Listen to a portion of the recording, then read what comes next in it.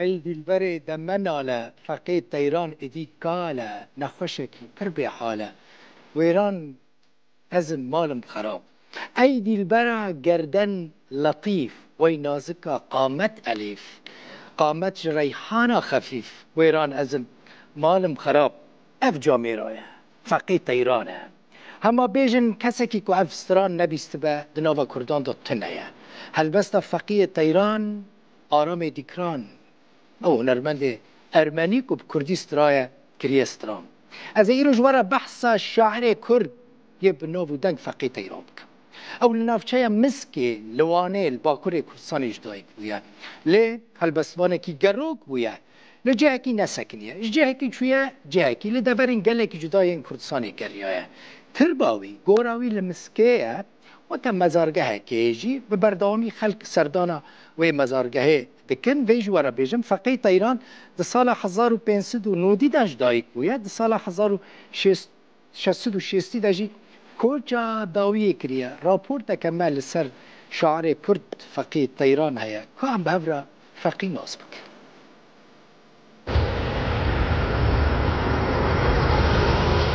اف ریا نافچه مکسی یا وانه مکس دناوا چیاین آسی دمایه گلیه مکسی با آوا خویا سار و زلال نافداره چم جسرکهنیه دردکوه تولید جمع مزند به و دهرکه هلبستان مزن ای کرد فقیه تیران ده هلبستا خویا بناوه هی آو و آف ده بحثا ویکانیه دکه جخوا دماد بیجن مکس و آف فقیه تیران تبیرا مروف فقیه تیران بره حتیشتی ریمتیام یا کردان بلوخواسته یا مکسیه فقط اصل خود مکسیه هندکی یعنی هندی بیجن جمالا میره که مکسیه حتی بگلر بگی وانه خسره پاشا تعریف اداری یا مکسی کلیه تعداد بیجن بیجه پر خان عبدال بگی مکسی یکی شاعره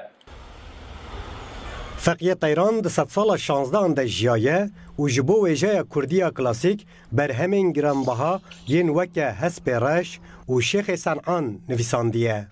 گل ها دمدم قول حسب رش شیخ صنعان درسیس عابد اثریوی شیعای دیلبری